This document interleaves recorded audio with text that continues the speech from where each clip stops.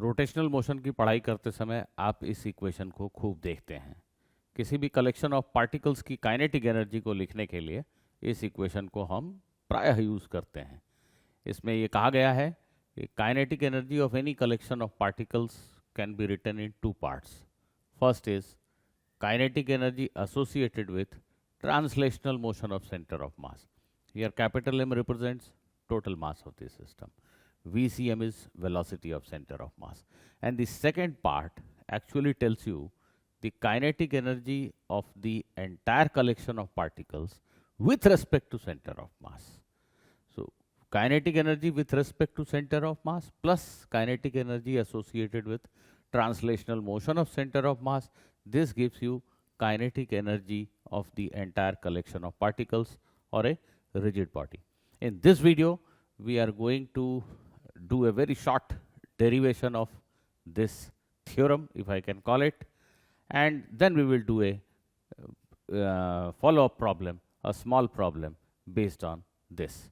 So stay with me for a few more minutes and you will learn what exactly is the importance of center of mass in this equation. Why center of mass? Why not any other point? That is the prime target in this video. I will try to answer this. Think of a rigid body that is obviously composed of many particles. This is a rigid body, let us say, and it has got many particles. Let us say this is center of mass of the body, right? This is a fixed point in the reference frame of the ground. With respect to this fixed point, the position vector of center of mass is RCM. All these are vectors. I have not placed these arrow signs, but please, all these are vectors. R. This RCM is the position vector of center of mass with respect to point O. And Ri dash, this represents position vector of ith particle, any particle, particle I, with respect to center of mass. With respect to center of mass, position of particle I is Ri. So obviously, with respect to point O, position vector of this particle, this is a fixed point on ground. With respect to this point, position vector of this particle will be this vector plus this vector. This follows from triangle rule of vector addition. This plus this is this. So this is being denoted by Ri. Ri stands for position vector of particle with respect to O. Ri dash is position vector of particle with respect to center of mass, and RCM is position vector of center of mass with respect to fixed point O on the ground. So this is your relationship. If you differentiate this, obviously you get relationship among velocities. If you differentiate this, dri by dt, what is meaning of dri by dt? It is position vector of this point, and the rate at which position vector is changing is known as velocity. So with respect to this point, velocity of this point is vi. All these are vectors, v and r. What is differentiation of this with respect to time? If the whole body is moving such that center of mass is also moving, then dr by dt represents velocity of center of mass. So this is velocity of center of mass. And what is this term? Obviously, it is position vector of this particle with respect to center of mass. Therefore, its differentiation means velocity of this point with respect to center of mass. So this is what I have denoted by vi prime, vi dash. Okay, now if you wish to write kinetic energy of this particular particle having mass mi with respect to point O, obviously you will write half mv square. What else? Half mv square is kinetic energy. So there are many such particles, and for each and every particle we will have to sum up the kinetic energies. Her particle की kinetic energy को लिख के जोड़ दीजिए. So summation of half mi vi square.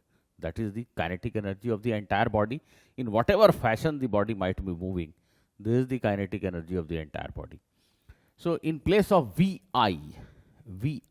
square represents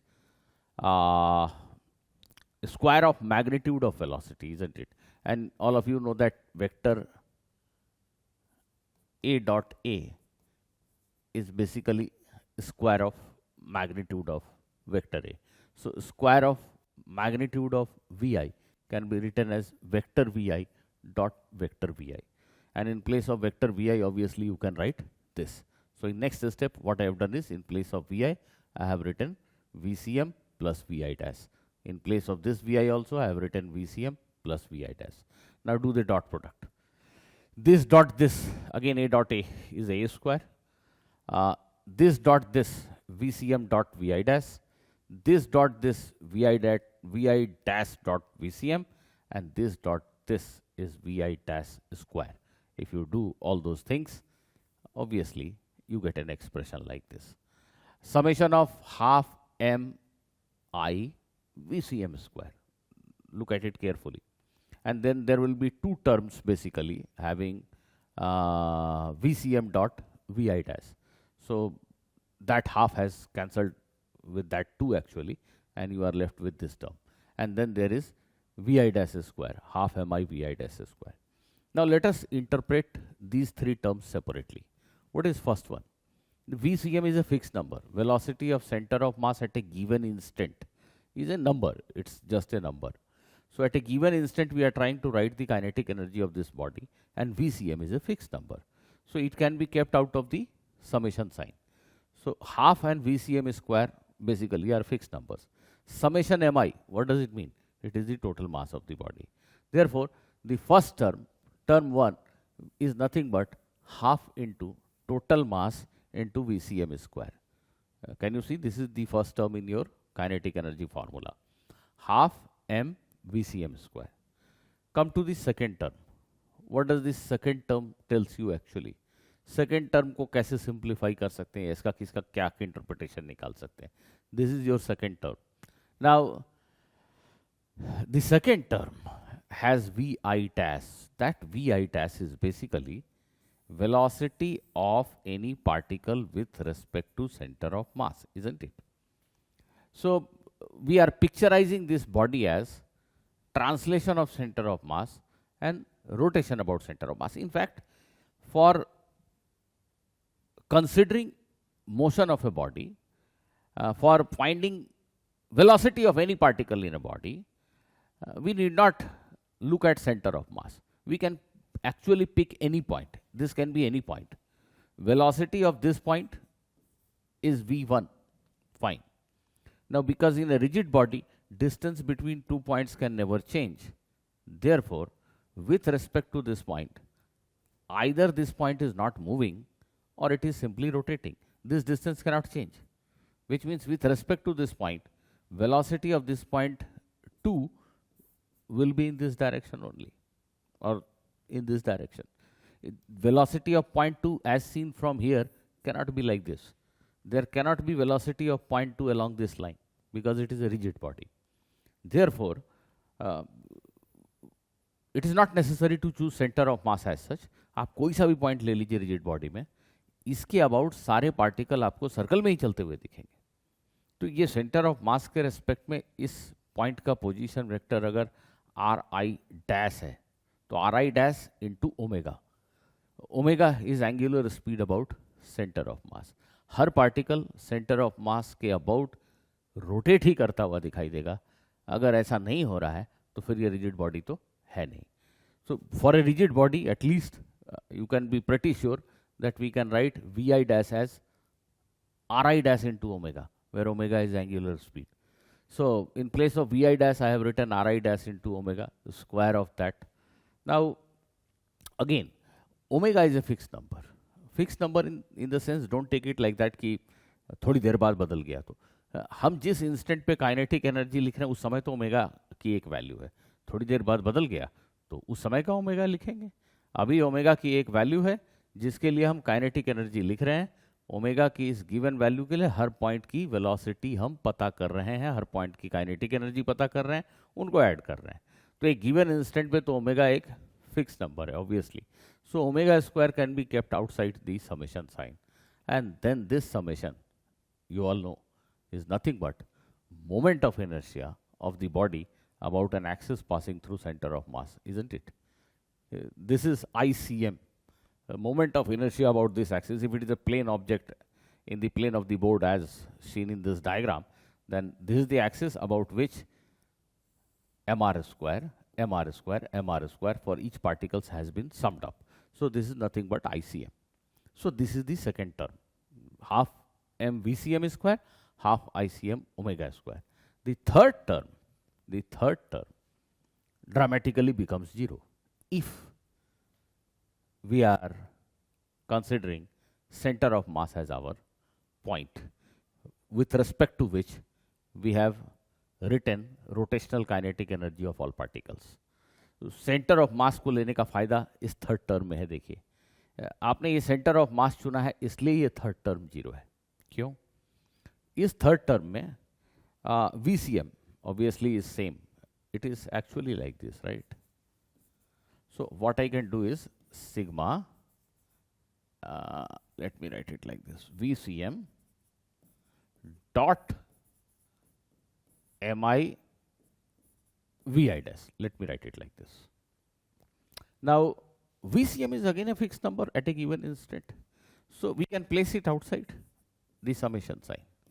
VCM dot summation of mi vi dash. Now what is this summation? It is basically m1 v1 plus m2 v2 plus m3 v3 plus m4 v4 plus m5 v5. That means this is nothing but momentum of the entire system with respect to center of mass. This is velocity with respect to center of mass. तो center of mass के respect में ये आपके body का momentum है. तो center of mass is a zero momentum frame. Center of mass के respect में किसी भी collection of particle का linear momentum हमेशा zero ही होता है. m1 v1 plus m2 v2 plus m3 v3 plus m4 v4 करेंगे for all particles where v1 v2 v3 stand for velocity with respect to center of mass, then this term will definitely go to 0. So this term goes to 0. अगर आपने centre of मास की जगह कोई और random point ले लिया होता और आप बोलते कि नहीं उस रैंडम पॉइंट पे हम टोटल मास को मान लेते हैं हाफ एम वी स्क्वायर और उस रैंडम पॉइंट से पास होने वाली एक्सिस के about moment of inertia I है हाफ आई ओमेगा स्क्वायर लिख देते हैं. तो ये काइनेटिक एनर्जी का सही एक्सप्रेशन नहीं होगा. लेकिन इंपॉर्टेंट बात यह है कि अगर मैंने इस बॉडी में कोई भी रैंडम पॉइंट लिया होता, this is not centre of मास, इसकी वेलोसिटी VCM वी नॉट लिख लेते हैं, वी नॉट है. यहाँ पे बैठ के देखा तो इस पॉइंट की वेलोसिटी इस लाइन के परपेंडिकुलर ओमेगा इंटू आर दिखेगी. अगर ग्राउंड के रेस्पेक्ट में आप इस पॉइंट की वेलोसिटी लिखना चाहते हैं तो obviously velocity of this point is vector sum of this and this. There is nothing wrong about it. This point is not centre of mass. velocity of this point obviously can be written as this velocity plus this velocity. But kinetic energy के लिए आप ऐसे सोचेंगे कि कोई भी random point लेके kinetic energy लिख दें तो वो गलत इसलिए हो जाएगा कि थर्ड टर्म मैंने आप लिख सकते हैं पर आपको थर्ड टर्म पता लगाना होगा. मैं भी क्या बोल रहा हूँ, क्यों नहीं लिख सकते आप लिखिए, पर थर्ड टर्म कैसे पता लगाएंगे ये सोचिए. सेंटर ऑफ मास होने से थर्ड टर्म ऑटोमेटिकली 0 हो गया. इसको यूज करके एक बेहद ही सिंपल सा क्वेश्चन, लेकिन सिंपल होने के बावजूद आप में से कुछ लोग इसमें छोटी सी गलती कर सकते हैं और इसके सेकंड पार्ट में बहुत सारे लोग गलती कर सकते हैं.